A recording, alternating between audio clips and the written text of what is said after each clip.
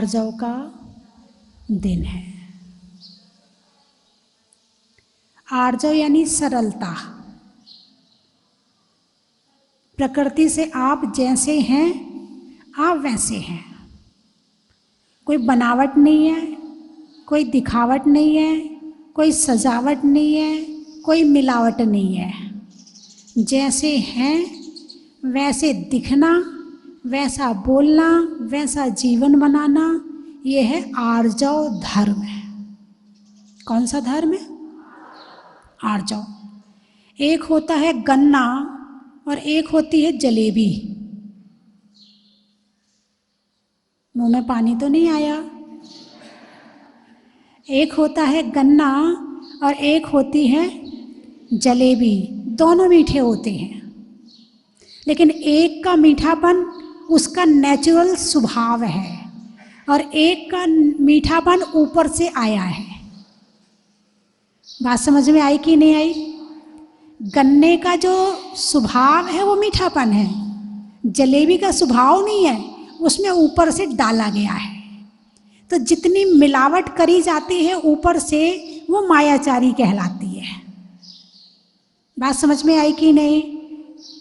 जैसे हैं, जैसे मुनिराज ने दीक्षा ली, अब वो मुनिराज बन गए।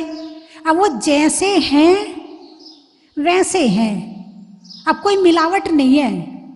ना वो कपड़ों के द्वारा अपने सजावट कर रहे हैं, ना किसी तरह से और कोई मिलावट कर रहे हैं।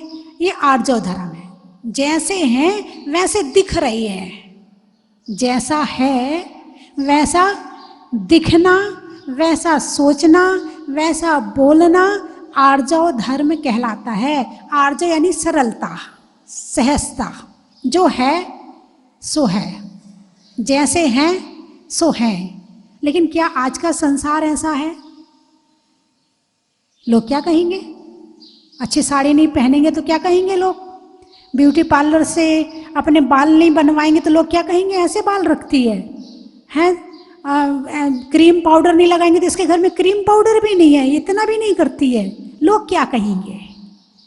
इसके लिए अपने आप को ढक देते हैं और जैसे हैं वैसे नहीं दिखते हैं।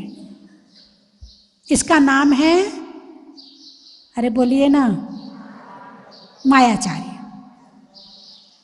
और सीधा व्यक्ति किसी किसी घर में मिल जाता है, जैसे कपड़े पहने वैसे ही चला जाएगा। पाँव में चप्पल है तो ठीक, नहीं तो वैसे ही चला जाएगा। लोग उसे पागल कहते हैं, पागल है। इसे इतना भी नहीं पता कि चप्पल पहन के जाना चाहिए, लोग क्या कहेंगे? इसे इतना भी नहीं पता कि कपड़े बदल के जाना चाहिए कि लोग क्या कहेंगे? वो अपना सरल सीधा। एक उदाहरण बताऊं, मैं पहले भी बता चुकी हूँ कि एक मूलचंद जी थे मेरठ के। वो हस्तिनापुर में ज़्यादातर रहते थे।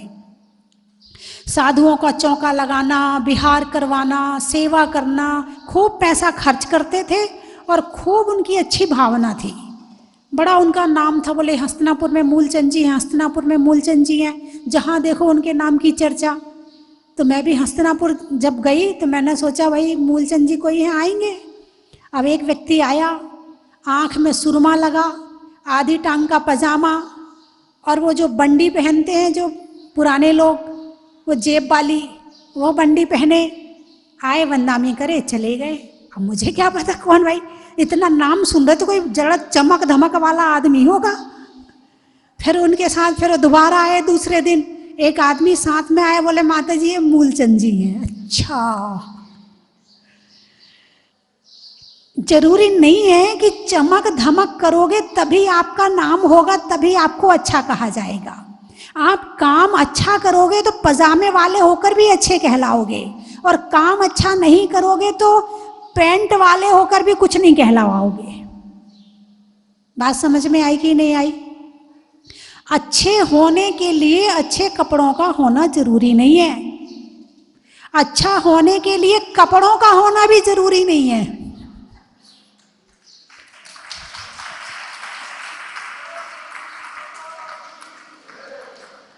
अच्छा होने के लिए अच्छी ज्वेलरी की भी जरूरी नहीं है कि वो जरूरत पड़े उसकी। हमारे भगवान क्या पहने हैं बताओ? यहाँ तुम अच्छा बनने के लिए क्या क्या करते हो, फिर भी अच्छे नहीं बन पाते हो। बोलिए ऐसा है कि नहीं है? इतना करने के बाद भी अच्छे नहीं बन पाते हो, और भगवान जी ने सब छोड़ दिया, फिर भी तुम उनके सामने नमोस्तु भगवान, नमोस्तु भगवान। क्यों? क्यों मंदिर आए? क्या दर्शन करके हमने क्या किया भगवान का? भगवान की सरलता नहीं देखी, भगवान की सहजता नहीं देखी, तो हमने क्या देखा भगवान के अंदर? तुमने प्रतिमा के अंदर प्रतिमावान को नहीं देखा, तुमने प्रतिमा के अंदर प्रतिमावान के गुणों को नहीं देखा, तो तुमने दर्शन क्या किए? भगवान की सहजता नहीं देखी। और तो और मंदिर भी आते तो सज सज के आते हैं।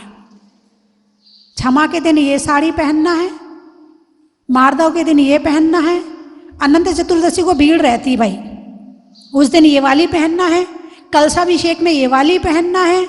किनके पास जा रहे हो तुम दिखाने के लिए? तुम दिखाने के लिए जा रहे हो या देखने के लिए जा रहे हो? प्रश्न, तुम दिखाने जा रहे हो या दिखने जा रहे हो?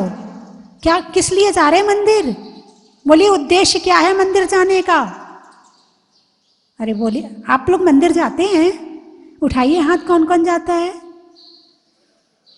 बहुत बढ़िया। मंदिर क्यों जाते हो? बस हमारे दादा जाते थे, हमारी मम्मी जाती थी, हमारे पापा जाते थे, वो कहते थे मंदिर जा मंदिर जा मंदिर जा, तो हम भी चले जाते हैं, इसलिए मंदिर जा रहे हैं। मंदिर जाने का उद्देश्य ही पूरा नहीं होता है। भगवान को देखकर हमारे अंदर सरलता नहीं आई तो हमने क्या भगवान के दर्शन किए हैं? सहजता नहीं आई तो हमने क्या भगवान के दर्शन किए हैं? पांडव और कौरव, कौन सरल था? बोलिए ना। पांडव। और छल कपटी कौन थे? पक्का? कष्ट किसको सहन करने पड़े? और राज्य किसने किया? बाद में राज्य रिजल्ट किसको मिला? पांडवों को मिला। भले दुर्योधन ने युद्ध किया, हार किसकी हुई? छल कपट की या सरल व्यक्ति की? सरल व्यक्ति की हार हो ही नहीं सकती है। एक दिन तो निकल के रिजल्ट आ ही जाता है। छल कपट से एक बार कर लो, 2 बार कर लो, 3 बार कर लो, छल कपट करके लाक्षा महल बना दिया जलाने के लिए। बनाया नहीं बनाया? कौरवों ने पांडवों को खत्म करने के लिए क्या क्या उपाय नहीं किए। एक दिन भीम सो रहा था, भीम को रस्सियों से बंधवाया और नदी में ले जाके पटकवा दिया। लेकिन भीम तो भीम है, उसने एक अंगड़ाई ली, सारी रस्सियां टूट गई और निकल आया बाहर। एक बार भीम पेड़ पर बैठा था, कौरव आए, बोले 5 में यही सबसे ज़्यादा शक्तिशाली है, यही सबसे ज़्यादा परेशान करता है। उनने सोचा कि इसको पेड़ को हिला लें, हम सब 100 भाई मिल के पेड़ को हिलाएंगे तो ये नीचे गिरेगा, हड्डी पसली टूट जाएगी, हमें मजा आ जाएगा। उनका हमेशा एक ही काम था कि बुरा करना, बुरा सोचना। पांडवों का बुरा करना और बुरा सोचना, और हर बार उल्टा होता था, हर बार उल्टा होता था। अब उनने देखा कि पेड़ हिलाने के लिए वो पेड़ हिला ही नहीं, 100 मिलके पेड़ नहीं हिला पाए। अब कुछ दिनों के बाद कौरव पांडव गए वन क्रीड़ा करने के लिए। खेल खेल में भीम ने चढ़ा दिया सबको पेड़ पे, कौरवों को पेड़ पे चढ़ा दिया, फिर उखाड़ा पेड़ और लेके दौड़ पड़ा, सब एक एक करके टपकने लगे। सरलता, सहजता, यानी वो छल कपट करते थे, उन्हें जवाब उससे ज्यादा मिल जाता था।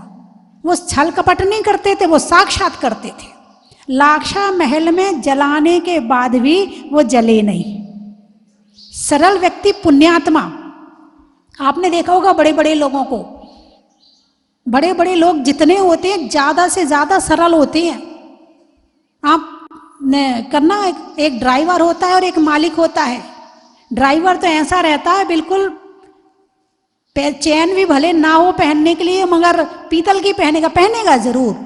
मालिक पहने ना पहने, उसके हाथ पांव में सारी चीज मिलेंगी, और मालिक बिल्कुल सिंपल। ऐसा आपने कई बार देखा होगा। जो जितना ऊंचा उठता जाता है उतना सरल होता जाता है।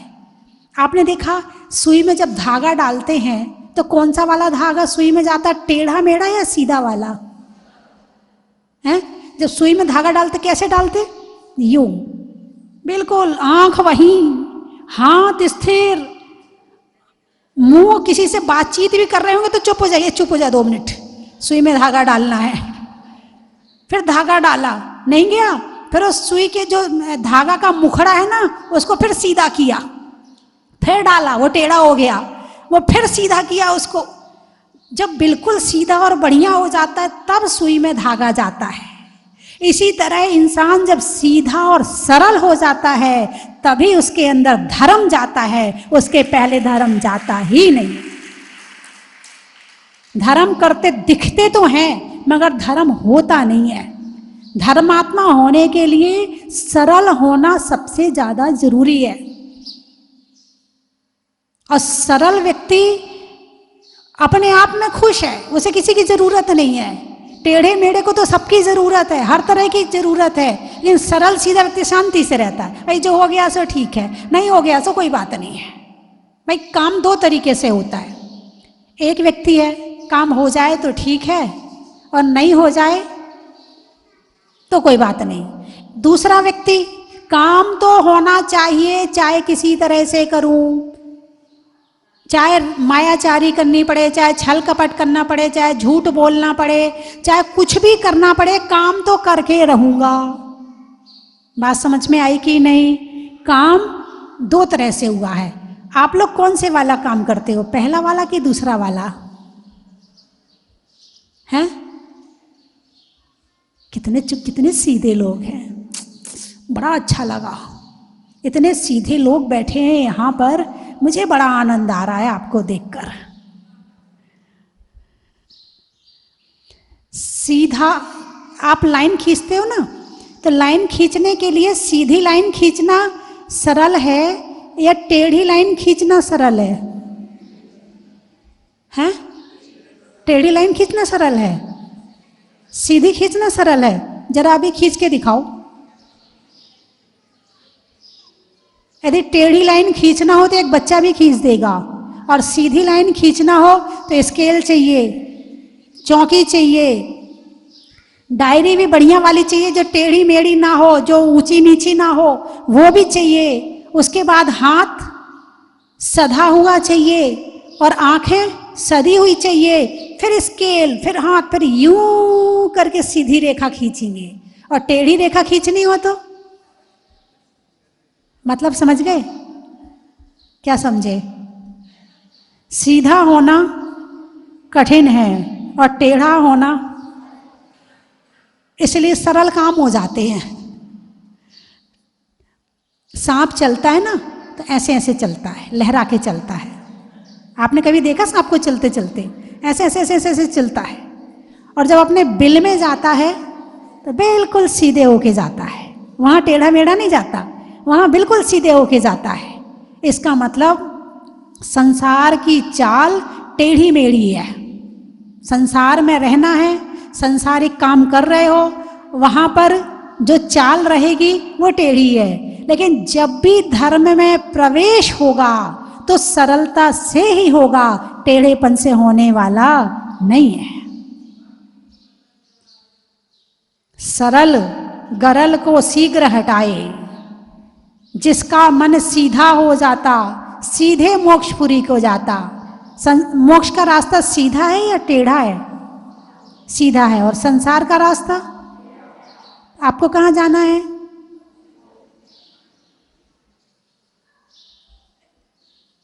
अरे बोलिए ना। अच्छा हाथ उठाना जरा, मोक्ष किस किस को जाना है?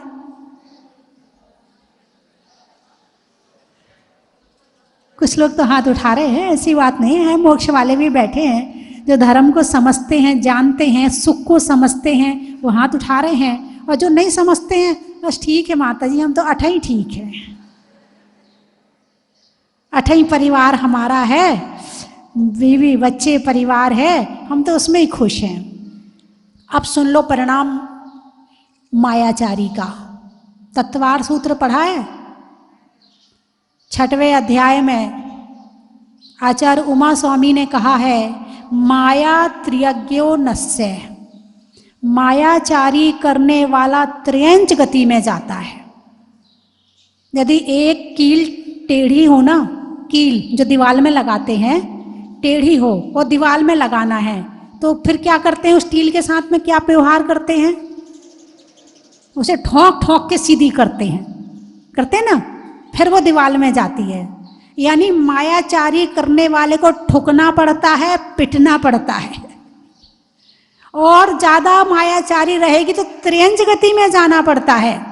और त्रियंच गति के डंडे आपको मालूम है कि कितने गाय को डंडे पड़ते, कितने भैंस को पड़ते, कितने कुत्ते को पड़ते हो, कितने कहाँ कहाँ कितने डंडे, वहां जाना पड़ता है। अभी आप बिल्कुल इस बात को गंभीरता से लो। ये मैं किसी और के लिए नहीं कह रही हूँ। जैसे आप अपने बच्चे से कहते ना, बेटा तेरे भले के लिए कह रही हूँ, मान ले मेरी बात, ऐसे हम भी कह रहे हैं। क्या कहे सीख गुरु करुणाधार, छठाला में क्या कह रहा है लिख के, कहे सीख, सीख यानी शिक्षा, कहे सीख गुरु करुणाधार, करुणा करके कह रहे हैं। यहां तक पहुंच गए हो, मनुष्य गति तक पहुंच गए हो, अब वापस त्रियंच गति में नहीं जाना है, वापस नरक नहीं जाना है, इससे ऊपर जाना है। क्या करना पड़ेगा, आर्जव धर्म का पालन करना पड़ेगा। यदि आर्जव धर्म का पालन करेंगे, कम से कम यहां तक पहुंच गए हैं, वापस तो ना जाएं, उससे आगे जाने का प्रयास करें। और ये मत सोचो कि घर में रह के नहीं हो सकता, जितना हो जाए उतना तो करना ही चाहिए। और नहीं करोगे तो फिर वो तो आप जानते ही हो, यहाँ तो जैसा जैसी करनी, किसी को शिक्षा देने की जरूरत नहीं है। एक बार एक अम्मा थी, तो वो अम्मा ने मुझे आके बताया, ये बात मैंने पहले भी बताई, लेकिन उस अम्मा को मैं बार बार याद कर लेती आपको शिक्षा देने के लिए। वो अम्मा बिल्कुल धर्म नहीं करती थी, बिल्कुल धर्म नहीं करती थी। 5 लड़के थे, सबको नीचा दिखाती थी।